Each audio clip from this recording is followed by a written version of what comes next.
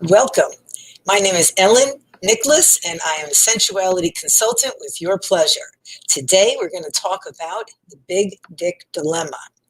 You know, it's there. We have to get our facts straight on what constitutes a large, extra large, medium, average penis member.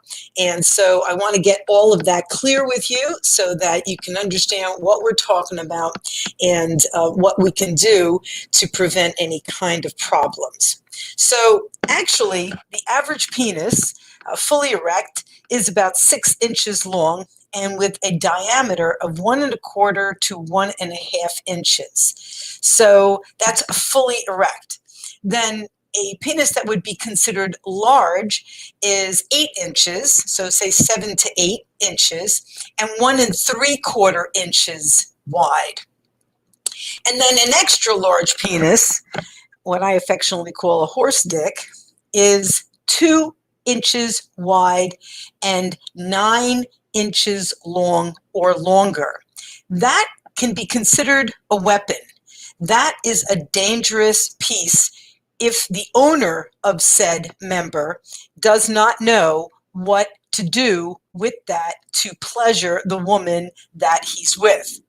So first of all, it's really important to remember that we all do not have the same equipment, and you have to deal with what you have.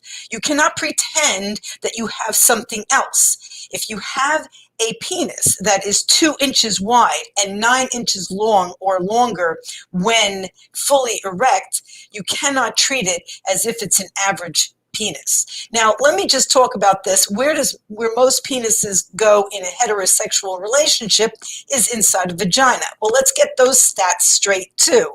When a vagina is not excited, it is about 4 inches long. When it's very excited, it stretches to about 6 inches long. Now, that's true as an average.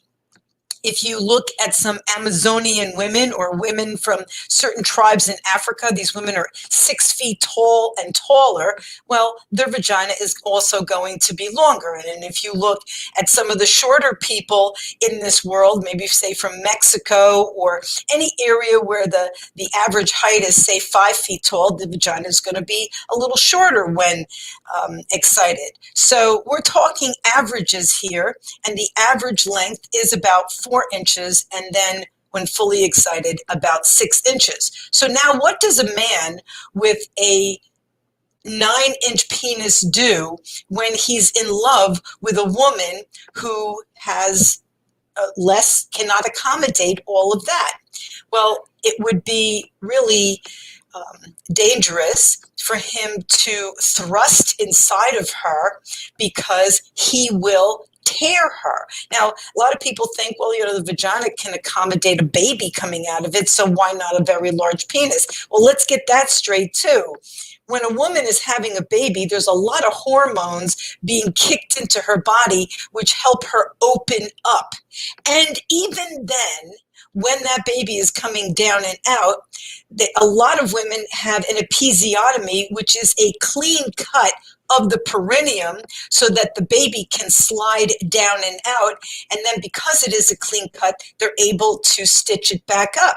If a baby comes out and they have not given the episiotomy, she can rip because the perineum is very sensitive, delicate tissue. So now let's kind of go back to the subject. The subject is, if a man has a very, very large member, can he plunge into her as he would if he was 6 inches? Absolutely not. He will hurt her. He will bruise her cervix. He will hurt her. He might even rip her. And if the point of the sexual relationship is fun for both, then he has to take into account his girth, his length, and accommodate the lady. So now, how much of him should actually go in if he wants to become intimate with her? I tell you right now, no more than 2 inches, because 2 inches up is where the G-spot is. And having girth in this particular situation is very, very nice because the head of the penis is what does the rubbing against the G-spot, and that the fact that that whole area has been stretched and is accommodating as much as it possibly can is very, very stimulating for the G-spot. Now, okay, so it seems like the guy himself, he can't really go all the way in because if he does, he will hurt her. Well, that's very true. But where can a guy go? Where does he put that extra large penis? And how does he get stimulated with his lover? Well, there's other areas of a woman's body that are perfectly accommodating. And remember, it's the penis head that's the most sensitive area of the body. So if that area is getting most of the stimulation, then the shaft can get extra stimulation with hands or mouth or other parts. So where are some of the other places that that very large penis can go? Well, I know a lot of women that think it's great fun to have a very large penis between their breasts. They hold the girls together and he slides back and forth. Of course, lots of lubricant in this situation. Very stimulating for the shaft, for the head, or under the arm, or between the thighs. And all of these, and then of course too, butt cheeks, but not vertically, horizontally, and lots of lubricant in each one of these situations. Now, of course, hands are very nice for stimulating, and guess what? So are feet. So since the hands and the feet and the butt cheeks and the armpits and the breasts, they don't have any natural lubrication on their own. It's very, very important to make sure that if you're going to accommodate him and stimulate him from tip to stern, that there is lots of lubrication to make that happen. So adjust your actions to bring pleasure for both of you. You cannot plunge into her and not expect that there is going to be some kind of damage done. If you want to go in, that's all right, but again, only 2 inches worth because you're hitting the G-spot, and that's the area where the vaginal orgasm is happening. The deeper you go, the less sensitive spots are in there. Not that there's anything wrong with a nice full feeling, but if you're actually going to help this woman have a vaginal and clitoral orgasm, you really only need to go in about 2 inches and keep the shaft up against the clitoris. So there's a lot of actions that can take place on the outside of the body, both for his pleasure and yours. And just keep in mind that, you know, we're not all the same. We can't all do the same things, because if we do, we won't all get the same results.